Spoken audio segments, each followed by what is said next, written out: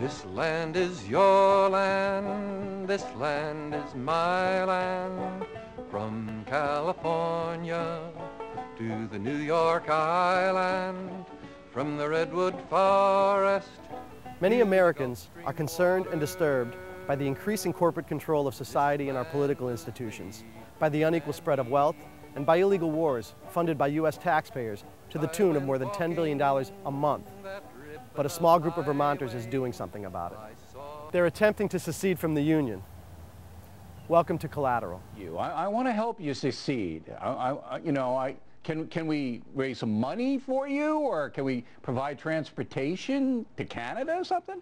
How can we help? Well, for starters, by inviting me to appear on your show. Sure, Thank you very much for the opportunity. Our pleasure. The Second Vermont Republic is a citizens' network devoted to economic solidarity, political independence, and sustainable living. Their foundational principle for conflict resolution is called tension reduction, which sounds like the opposite of the approach taken by the U.S. government. How about, you think the Voluntary Citizens Brigade up in Burlington going to protect you against the jihadists, Al-Qaeda? Do you think they're going to happen? If secession sounds like a wacky idea to you, consider that there are secessionist movements the world over. As noted by Kirkpatrick Sale and Thomas Naylor, two of the Second Vermont Republic's leading thinkers, dozens of countries have seceded from their former alliances in the last 60 years. The Soviet Union's dissolution was a form of secession, along with the breakup of Yugoslavia, and there are incipient secessionist movements in many other places, including Quebec, Scotland, Belgium, Sardinia, and the Basque region of Spain.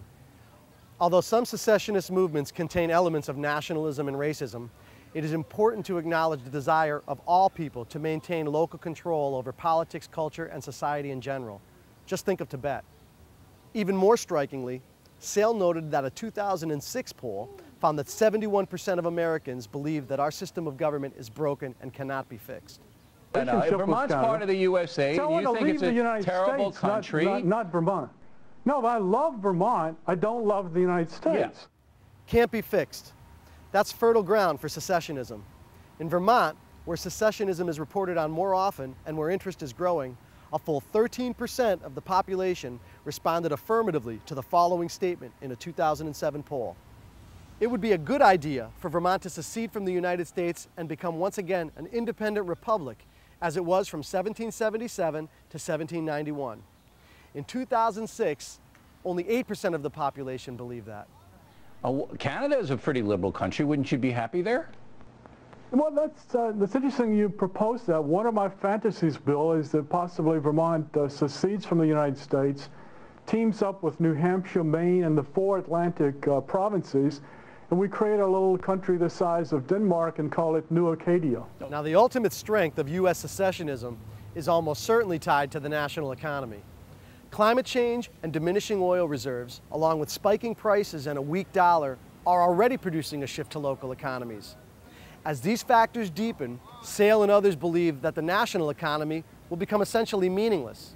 He writes that people will have to live within a smaller compass, share with neighbors, and create economies that are heavily dependent on state or possibly regional self-sufficiency, just the conditions which favor independent states. They're also the conditions which corporations will find it difficult to exploit. While secession is a worthy undertaking, the Second Vermont Republic has disappointed many on the left by allying themselves with the atavistic League of the South.